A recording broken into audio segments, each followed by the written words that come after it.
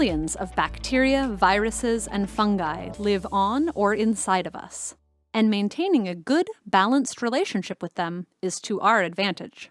Together, they form the gut microbiome, a rich ecosystem that performs a variety of functions in our bodies.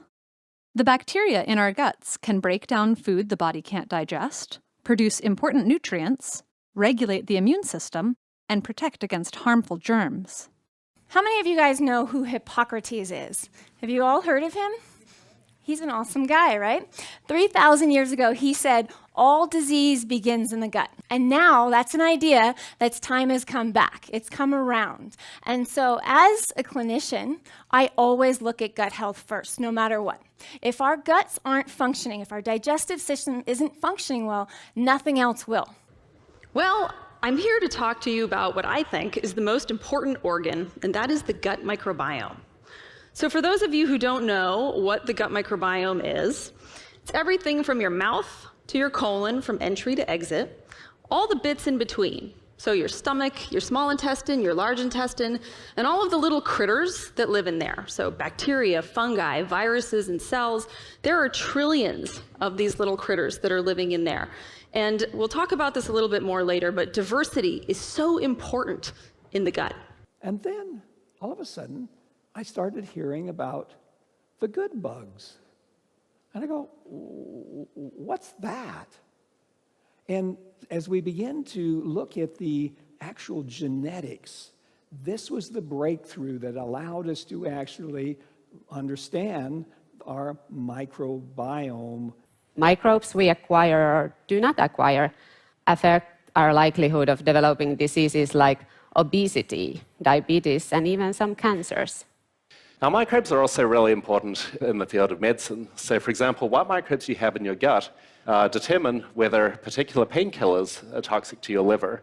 They also determine whether or not other drugs will work for your heart condition. As our bodies have been adapting to life in modern society, we're losing some of our normal microbes. And at the same time, there are quite a few diseases related to the gut that are skyrocketing in developed nations all around the world. So why is it important to have a healthy gut? Well, it's really important for long-term health. So if you have a healthy gut, you're going to feel more energetic. You're going to get sick less often. You're going to have better mental clarity and ultimately have better emotional well-being. Versus if you don't have a healthy gut, a lot of research is showing that this is related to things like autoimmune conditions, diabetes, neurodegenerative disorders like Alzheimer's, and even emotional issues like anxiety and depression. So microbes are performing a huge range of functions. They help us digest our food, they help educate our immune system, they help us resist disease, and they may even be affecting our behavior. Our health is severely influenced by many other factors, like our lifestyle, our diet, and our fellow microbes. 100 trillion cells, 1 and 14 zeros, that's the approximate number of microorganisms in your body. 10 times greater than the number of your own cells. Your microbial baggage occupies almost 2% of your body weight. That's about 1.5 kilos. Approximately the weight of your liver or your brain. And all these are microbes. Just think about it for a second. Human microbiome, that's the modern term for all microbial communities inhabiting your body, has earned a close attention over the last decade. It seems that we are only beginning to discover the mysterious role that is given to microbes in the performance of our health. Our biome describes 90% of all the cells. We're only 10%. Really, we are more microbial than we are human. So we have 10 times the amount of microbial cells than we have human cells.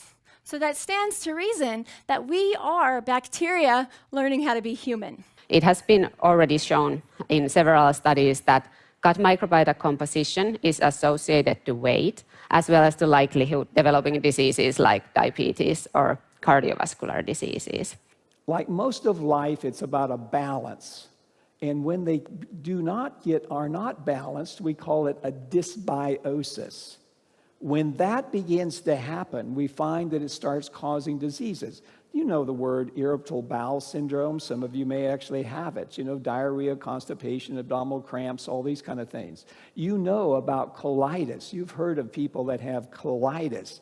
These kinds of things are when there is a dysbiosis. There's an imbalance between the good bugs and the bad bugs. So I mentioned that microbes have all these important functions, and they've also now, just over the past few years, been connected to a whole range of different diseases, including inflammatory bowel disease, heart disease, colon cancer, and even obesity. Obesity has a really large effect, as it turns out, and today we can tell whether you're lean or obese with 90% accuracy by looking at the microbes in your gut. So that's amazing, right? What it means is that the 3 pounds of microbes that you carry around with you may be more important for some health conditions than every single gene in your genome. So what are some simple things that you can do to help improve your gut? Well, one, we've talked about changing your diet. In one recent microbiome study, scientists found that fruits, vegetables, tea, coffee, red wine, and dark chocolate were correlated with increased bacterial diversity. These foods contain polyphenols, which are naturally occurring antioxidant compounds. And then lastly, targeted supplementation. I'm not saying to take lots of different supplements. I'm saying if there's certain things that your body needs, you might actually take a supplement. So the next time that you're lying on the couch, feeling lethargic and not sure why, or you're sick for the 5th time in a year, listen to your gut. And if you have happy bugs, you're going to be a healthy person. Thank you very much.